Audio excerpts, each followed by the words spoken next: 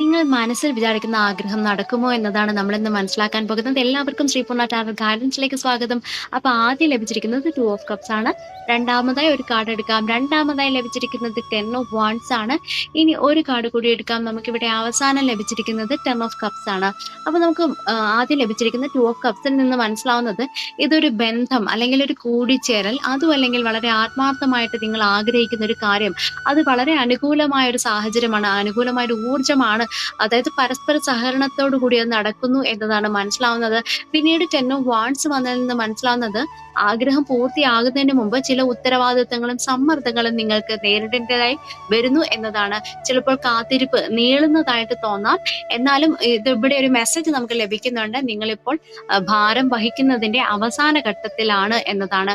പിന്നീട് വന്നിരിക്കുന്ന 10 ഓഫ് കപ്സിൽ നിന്ന് മനസ്സിലാവുന്നത് ഇത് നിങ്ങൾക്ക് വളരെയധികം സന്തോഷമുണ്ടാകുന്നു, കുടുംബ സൗഖ്യം, ആഗ്രഹ സാഫല്യം എന്നിവയൊക്കെ റെപ്രസെന്റ് ചെയ്യുന്നു. നിങ്ങൾ ഇപ്പോൾ നേരിടുന്ന വെല്ലുവിളികൾക്ക് ശേഷം വളരെ സന്തോഷകരമായ ഒരു ഫലം ലഭിക്കാനായി പോകുന്നു എന്നതാണ് നമുക്കിവിടെ മനസ്സിലാവുന്നത്.